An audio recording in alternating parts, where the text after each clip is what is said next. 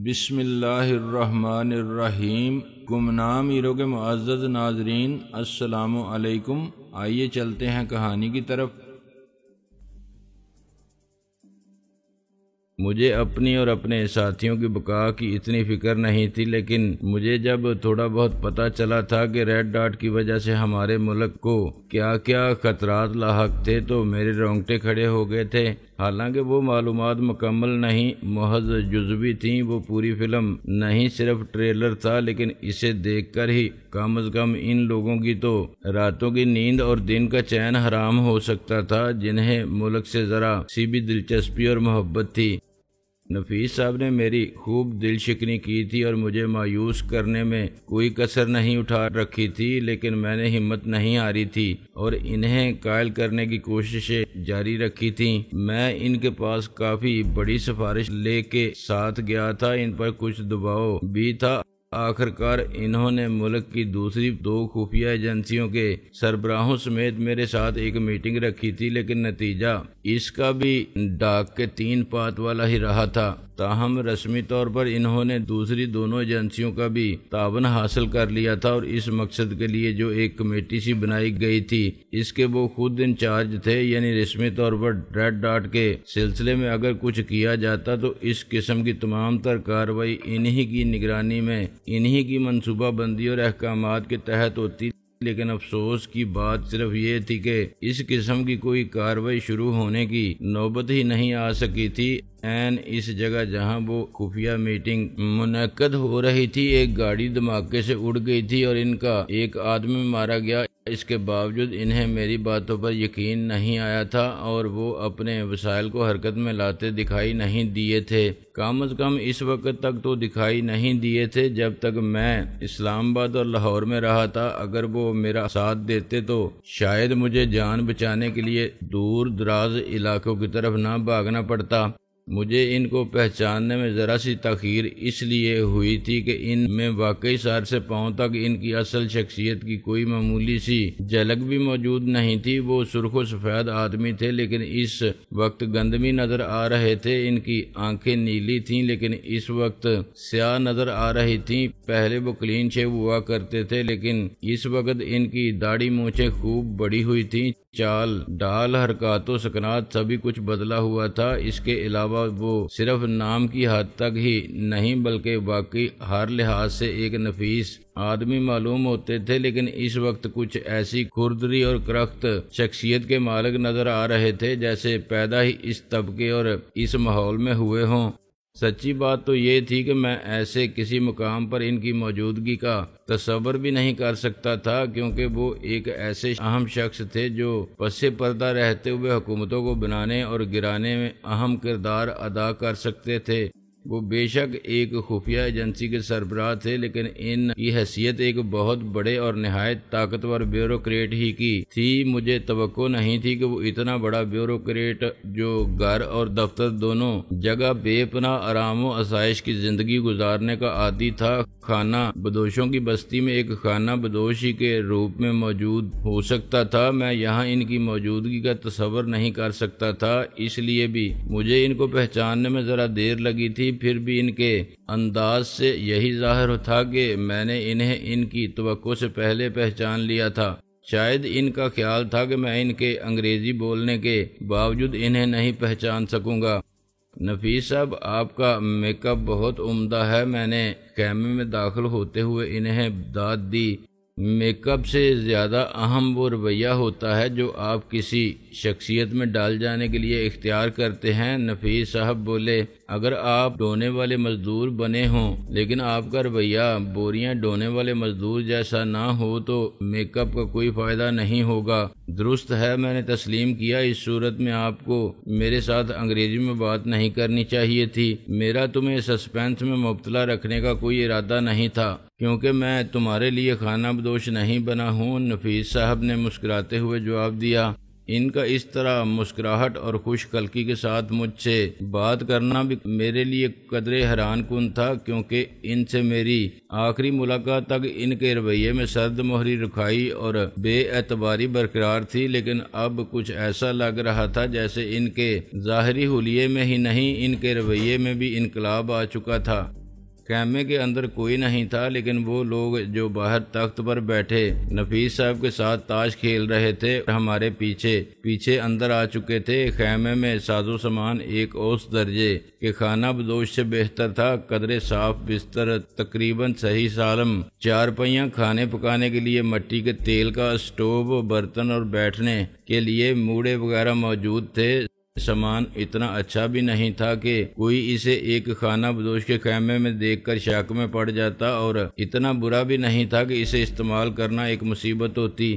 نفیس صاحب نے مجھے ایک موڑے پر بیٹھنے کا اشارہ کیا اور خود میرے مقابل بیٹھ گئے۔ ہمارے پیچھے آنے والے تینوں افراد بھی خاموشی سے ادھر ادھر بیٹھ گئے۔ وہ سب ایک ٹک میری طرف دیکھ رہے تھے، گویا میں ان کی نظر میں کسی اور سیارے سے آنے والی مخلوق تھا۔ نفیس صاحب ان میں سے دو کی طرف اشارہ کرتے ہوئے بولے، اگر تم ذرا ذہن پر زور دو تو شاید ان دو حضرات کو بھی پہچان لو۔ میں نے باری باری ان دونوں کی طرف دیکھا اور کہا، میں نے ذہن پر زور دیے بغیر ہی پہچان لیا ہے، یہ باقری صاحب اور شہریار صاحب ہیں۔ یہ دونوں حضرات ملک کی باقی دو خفیہ ایجنسیوں کے سربراہ تھے، لیکن ان کے حلیے بھی بلا شبہ اتنی عمدگی سے بدلے ہوئے تھے کہ ان کے قریبی جاننے والے بھی انہیں مشکل سے ہی پہچان سکتے تھے۔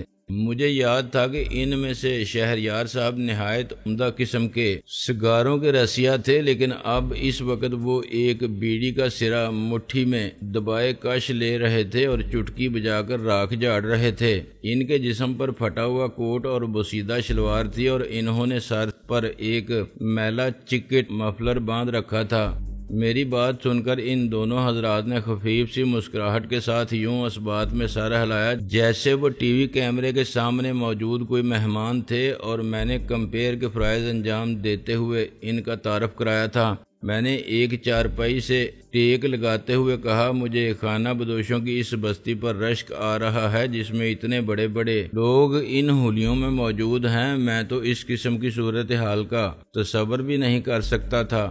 نفیس صاحب نے بھی اپنی کان پر سے بیڑی اتار کر سلگائی اور گہرا کش لے کر بولے، تمہاری اطلاع کے لیے عرض ہے کہ یہ عام خانہ بدوشوں کی بستی نہیں ہے، یہ بستی ہم نے ہی بسائی ہے، ہم نے ہی اس میں حقیقت کا رنگ بھرا ہے، لیکن در حقیقت اس میں کوئی حقیقی خانہ بدوش موجود نہیں۔ یہاں موجود سب لوگ ہماری ایجنسیوں کے آدمی ہیں۔ بہت خوب، میں نے سر ہلایا، آپ نے اپنی دانست میں بڑی کامیابی سے اس بستی میں حقیقت کا رنگ بھرا ہے۔ بے شک اسے دیکھنے والا کوئی بھی شخص اس پر کسی قسم کا شبہ نہیں کر سکتا، لیکن میں اب غور کر رہا ہوں تو مجھے ایک کمی محسوس ہو رہی ہے۔ نفیس صاحب نے بیڑی کا کش لیتے ہوئے سوالیہ انداز میں بمیں اچکائیں۔ میں نے اپنا تاریک چشمہ اتار کے اس کے شیشے صاف کرتے ہوئے کہا، مجھے اس بستی میں خیموں اور جھونپڑیوں کے سامنے ننگ درنگ مخلوق الحال بچے کھیلتے نظر نہیں آئے، جو شور مچاتے ہوئے ہماری ٹیکسی کے پیچھے بھاگتے اور اس کے بمپر وغیرہ پر لٹکنے کی کوشش کرتے۔ نفیس صاحب نے ایک لمحے کے لیے ذرا زور سے آنکھیں بند کر لیں، شاید وہ اپنے سیاہ کانٹیکٹ لینز کی موجودگی کو محسوس کر رہے تھے۔ پھر وہ اس بات میں سر ہلاتے ہوئے بولے، تمہارا مشاہدہ تیز ہے، بستی میں گھستے ہی تم نے ایک خامی نوٹ کر لی جسے کوئی اور شاید ہی محسوس کر سکے۔ بہرحال ایسی بات نہیں ہے کہ اس بستی میں بچے موجود نہیں ہیں، ہم نے چند بچوں کا بھی انتظام کر رکھا ہے، البتہ اس طرح بے حساب بچے نہیں ہیں جس طرح کسی خانہ بدوش بستی میں ہونے چاہیے، کیونکہ خانہ بدوش پلاننگ کے قائل نہیں ہوتے۔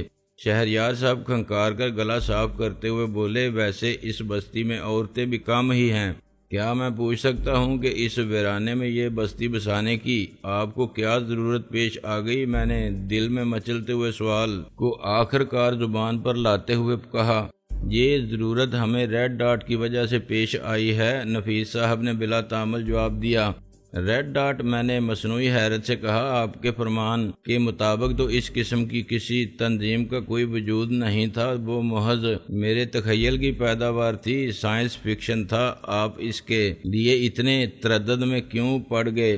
میں نے ریڈ ڈاٹ کی وجہ سے جو تکلیفیں اٹھائی تھیں وہ تو اپنی جگہ تھیں، لیکن نفیس صاحب کے رویے نے مجھے جو اذیت پہنچائی تھی اور ان کی بے اعتنائی کی وجہ سے میرے لیے جتنی دشواریاں پیدا ہوئی تھیں، ان کی کچھ نہ کچھ تلخی شاید میرے لہجے میں جھلک آئی تھی۔ لیکن اب تو نفیس صاحب گویا میری تلخی سے بھی لطف اندوز ہو رہے تھے۔ انہوں نے ایک بار پھر ہلکا سا قہقہ لگایا، پھر وہ نہایت تحمل اور سنجیدگی سے بولے، ڈیئر افضل چودھری، اس وقت کے اور اب کے حالات میں بہت فرق ہے۔ تمہاری غیر موجودگی میں بہت انقلابات آ چکے ہیں۔ اس وقت جب تم ریڈ ڈاٹ کی کہانی لے کر ہمارے پاس آئے تھے، اس وقت میرا اس سلسلے میں بے اعتباری کا مظاہرہ کرنا اور بظاہر تمہاری بات پر یقین نہ کرنا بھی ہماری حکمت عملی کا ایک حصہ تھا۔ کیا؟ میں نے بے یقینی سے ان کی طرف دیکھا۔ میں سچ کہہ رہا ہوں۔ نفیس صاحب بدستور سنجیدہ تھے۔ اس دوران نفیس صاحب کے تیسرے ساتھی نے، جو میرے لیے اجنبی تھا، اسٹوو پر چائے تیار کر لی تھی اور نہایت سستے لیکن صاف ستھرے مگوں میں لا کر ہمارے سامنے رکھ دی تھی۔ نہ جانے کیوں اس خیمے کے ماحول میں ان مگوں سے اٹھتی ہوئی چائے کی مہک مجھے بہت بلی محسوس ہوئی، حالانکہ میں چائے وغیرہ کا کچھ ایسا شوقین نہیں تھا۔ نفیس صاحب اپنا مگ اٹھا کر پرخیال انداز میں اس میں جھانکتے ہوئے بولے، تم جب ریڈ ڈاٹ کی کہانی لے کر ہمارے پاس آئے تو در حقیقت وہ ہمارے لیے نئی نہیں تھی۔ یہ میرے لیے ایک اور حیرت انگیز انکشاف تھا۔ وہ مجھے یکے بعد دیگرے حیرت کا نئے سے نیا جھٹکا دینے پر تلے ہوئے تھے۔ وہ بات جاری رکھتے ہوئے بولے، ہمیں سراغ مل چکا تھا کہ بہت سے غیر ملکی، جن میں اکثریت سفید فاموں کی تھی، نہ جانے کس حیثیت کی آڑ میں ہمارے ملک میں کچھ عجیب و غریب اور پراسرار قسم کی سرگرمیوں میں مصروف تھے، جنہوں نے اسپائی سرگرمیوں کو بھی پیچھے چھوڑ دیا تھا، لیکن ہمارے پاس کوئی ٹھوس تفصیلات نہیں تھیں۔ پہلی بار ہمارے پاس کچھ تفصیلات تم لے کر آئے تھے جنہیں آپ نے جھٹلا دیا تھا۔ میں نے کہا، ہم نے تمہاری ہی بھلائی کی خاطر ایسا کیا تھا۔ نفیس صاحب تحمل سے بولے، میری بھلائی کی خاطر؟ میں نے ایک بار پھر بے یقینی سے ان کی طرف دیکھا۔ ہاں، تمہارے ساتھ میٹنگ سے پہلے ہمیں یہ معلوم نہیں تھا کہ ان لوگوں کی باقاعدہ کوئی تنظیم ہے جس کا نام ریڈ ڈاٹ ہے اور جس نے دنیا کی تمام مافیاؤں کو پیچھے چھوڑ دیا ہے۔ ان کے مقاصد اتنے اونچے ہیں اور وہ سائنسی طور پر اتنے زیادہ ترقی یافتہ ہیں۔ یہ باتیں ہمیں پہلی بار تم سے ہی معلوم ہوئی تھیں، کیونکہ تم اتفاق سے اور ان کی نظر عنایت سے ان کے انتہائی خفیہ ٹھکانوں کی سیر کر چکے تھے، لیکن افسوس کہ تم ان تک ہماری رہنمائی نہیں کر سکتے تھے۔ اگر میں دوبارہ ان ٹھکانوں تک پہنچنے کے قابل ہوتا تو میں خود ہی اپنے ساتھیوں کی مدد سے ان سے نمٹنے کی اپنی سی کوئی تدبیر کرتا۔ میرے لہجے میں اب بھی غیر ارادی طور پر ہلکی سی تلخی تھی۔ میں آپ کے پاس اسی لیے تو دوڑا آیا تھا اور آپ تک اسی لیے اتنی بڑی سفارش کے ساتھ اپروچ کیا تھا کہ آپ اتنی بڑی طاقت کے مالک ہیں، آپ کے پاس اتنے وسائل ہیں، آپ ان کا پتہ چلائیں اور ان سے نمٹنے کی کوئی تدبیر کریں۔ یہ ملک و قوم کی سلامتی اور تحفظ کا مسئلہ تھا۔ درست ہے، ہم تمہارے اس جذبے کے ہمیشہ قدردان رہیں گے۔ تم نے اپنی جان کو خطرے میں ڈال کر ان لوگوں کی ہدایت کی خلاف ورزی کی تھی اور ہم سے رابطہ کر لیا تھا، حالانکہ انہوں نے تمہیں بہت سختی سے اس قسم کی کسی کوشش سے منع کیا تھا۔ نفیس صاحب بولے، میں بڑی امیدیں لے کر آپ کے پاس آیا تھا۔ میرے لہجے میں اب بھی کرب تھا۔ ہمیں خوب اچھی طرح اندازہ ہے، نفیس صاحب نے تفہیمی انداز میں سر ہلایا، ہمیں یہ بھی اندازہ ہے کہ ہمارے رویے سے تمہارے دل پر کیا گزری ہوگی۔ تمہاری جگہ کوئی اور ہوتا تو اتنی ہی حب الوطنی کو کافی سمجھ کر اس قسم کی کوششوں سے ہاتھ کھینچ لیتا اور اپنی جان کی فکر کرتا، یا ہاتھ باندھ کر دوبارہ ریڈ ڈاٹ کے سامنے حاضر ہو جاتا اور انہوں نے جو پیشکش کی تھی، جو لالچ دیے تھے، انہیں قبول کر لیتا۔ لوگ اس سے کہیں کم قیمتوں پر ملک دشمنوں کے ہاتھوں بک جاتے ہیں۔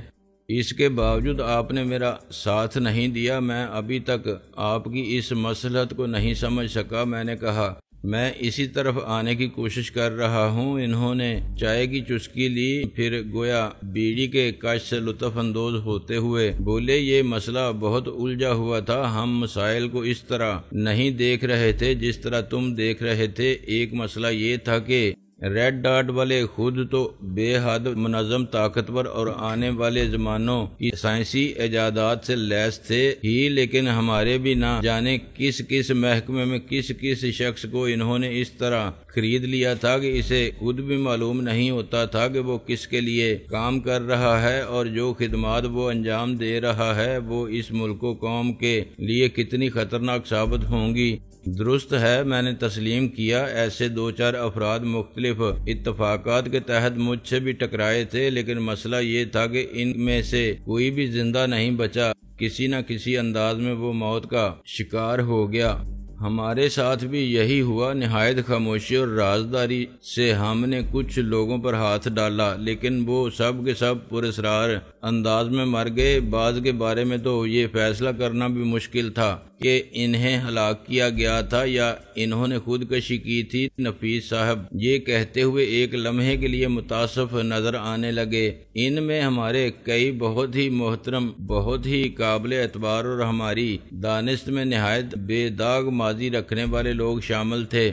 انہوں نے چائے کا ایک اور گھونٹ بھرا، پھر گہری سانس لے کر بولے، اس کے بعد ہمارے لیے یہ کہنا مشکل ہو گیا تھا کہ ہمارے دائیں یا بائیں ہاتھ پر جو شخص بیٹھا ہے وہ 100% اور خالصتاً ہمارا اور اس ملک کا وفادار ہے، بکا ہوا نہیں ہے۔ اس صورتحال نے ہمیں مفلوج کر کے رکھ دیا تھا، ہم کوئی بھی قدم اعتماد سے نہیں اٹھا سکتے تھے، چھوٹے سے چھوٹا کام کرتے وقت بھی ہمیں یقین نہیں ہوتا تھا کہ ہم اسے پورا کرنے میں کامیاب ہو سکیں گے۔ اسی لیے ہم نے بظاہر تمہاری بات پر بالکل یقین نہیں کیا اور تم سے کوئی وعدہ تک نہیں کیا کہ ہم اس سلسلے میں کوئی رسمی کارروائی بھی کریں گے۔ ہمیں اندیشہ تھا کہ اگر یہ بات ذرا بھی لیک آؤٹ ہو گئی کہ تمہیں ہمارا تعاون حاصل ہو چکا ہے تو تمہیں فوراً ہلاک کر دیا جائے گا۔ ریڈ ڈاٹ اپنی ساری توجہ اسی بات پر مرکوز کر دے گی۔ ہم نے اپنی دانست میں تمہارے لیے خطرات کم کرنے کی کوشش کی تھی اور اندر ہی اندر اس مہم کے سلسلے میں کام شروع کر دیا تھا۔ سب سے پہلا ضروری کام تو یہ تھا کہ ہم نے اپنے ان خاص ساتھیوں کا انتخاب شروع کیا جنہوں نے اپنے عمل سے ثابت کر دیا تھا کہ وہ اپنے اپنے محکمے اور اس ملک کے ساتھ اتنے مخلص ہیں کہ وقت پڑنے پر اس کے لیے جان بھی دے سکتے ہیں۔ آپ کی اس عظیم الشان احتیاطی تدبیر کا مجھے کوئی فائدہ نہیں پہنچا، مجھے تو پھر بھی ان کے قہر و غضب کا نشانہ بننا پڑا اور پھر جان بچانے کے لیے بڑی تدبیروں کے ساتھ یہاں سے بہت دور جانا پڑا، رپوش ہونا پڑا۔ میں نے کہا، خیر ہمیں یہ توقع نہیں تھی کہ تم اچانک اس طرح بھاگ نکلو گے اور غائب ہو جاؤ گے۔ ہمیں تمہاری حفاظت کے کچھ ایسے منصوبوں پر غور کر رہے تھے جن سے ہمارا یا حکومت کا کوئی تعلق نظر نہ آتا، لیکن پھر ایسے حالات پیش آ گئے کہ ہمیں تمہاری باتوں کا کھل کر اعتماد کرنا پڑا۔ بے شک نفیس صاحب نے سر ہلایا، بہرحال ہم وہاں کے حالات سے بے خبر نہیں تھے۔ لاہور میں جو کچھ ہوا اس کی رپورٹ ہمیں فوراً ملی اور ہمارے آدمی ذرا تاخیر سے صحیح لیکن حرکت میں آ گئے۔ ان واقعات کا ایک فائدہ ہوا کہ ہمیں پہلی بار صحیح معنوں میں ریڈ ڈاٹ کے بارے میں کچھ کارآمد سراغ ملے اور ہم ان پر ہاتھ ڈالنے میں کامیاب ہو گئے۔ کیا؟ میں تقریباً اچھل پڑا۔ آپ نے ریڈ ڈاٹ پر ہاتھ ڈال دیا؟ ہاں، نفیس صاحب نے خاصی طمانینت سے اس بات میں سر ہلایا، نہ صرف ہاتھ ڈال دیا بلکہ ہم نے ان کی کمر بھی توڑ دی ہے۔ اب وہ پہلے جیسی طاقتور تنظیم کے طور پر تو باقی نہیں رہی اور نہ ہی اس کے وہ بڑے بڑے منصوبے باقی رہے ہیں جن کے ذریعے وہ ہمارے ملک کو ایک تماشا گاہ اور تجربے گاہ بنانے کی تیاریاں کر رہے تھے۔ اس کا زیادہ تر کریڈٹ تمہارے ساتھیوں خصوصاً اس لڑکی کو جاتا ہے جس کا نام رحیلہ ہے۔ رحیلہ، میرے دل میں ایک ٹیس سی اٹھی۔ میں نے جب اسلام آباد انٹرنیشنل ایئرپورٹ پر قدم رکھا تھا تب سے میں اس کے بارے میں سوچ رہا تھا، لیکن اس کا کوئی ذکر ہی نہیں آیا تھا۔ اس کے بارے میں مجھے ابھی تک کچھ معلوم ہی نہیں ہو سکا تھا۔ نفیس صاحب بات جاری رکھتے ہوئے بولے، مجھے تمہارے ساتھیوں کے بارے میں کافی معلومات حاصل ہو چکی ہیں۔ احمد، سلیمان، منیر، مسعود، ٹونی، شبیر شیخ، حنیف خان، شفیع شاہ اور سردار علی وغیرہ کے بارے میں سب کچھ معلوم ہو چکا ہے۔ وہ تمہارے کاروباری ساتھی ہیں لیکن عام سے کاروباری آدمی نہیں ہیں، غیر معمولی صلاحیتوں کے مالک ہیں۔ مجھے یہ بھی معلوم ہو چکا ہے کہ جاتے وقت تم رحیلہ کو انچارج بنا گئے تھے، اس نے سرداری کا حق ادا کر دیا، وہ بڑے ہی کمال کی چیز ہے۔ وہ ہے کہاں؟ میں نے بظاہر پرسکون لہجے میں پوچھا۔ میں اپنے لہجے کے اضطراب کو چھپانے میں بمشکل کامیاب ہوا تھا۔ تمہارے سب ساتھی یہیں اسلام آباد میں موجود ہیں، کافی عرصے سے وہ ایک طرح سے ہمارے ہی محکمے کے آدمیوں کی حیثیت سے کام کر رہے ہیں۔ ان میں سے کچھ یہاں اسی بستی میں خانہ بدوشوں کے روپ میں موجود ہیں اور کچھ مختلف مقامات پر مختلف بحروپوں میں مختلف ڈیوٹیاں سر انجام دے رہے ہیں۔ یہ سن کر میرے دل کو کچھ اطمینان ہوا۔ سلیمان کو ایک بازو سے محروم دیکھ کر اور صفدر کی موت کی خبر سن کر میرے دل پر جو گاؤ سا پڑا تھا، اس کی اذیت میں ذرا کمی ہوئی، ورنہ مجھے تو اپنے باقی ساتھیوں کے بارے میں بھی تشویش ہو چلی تھی۔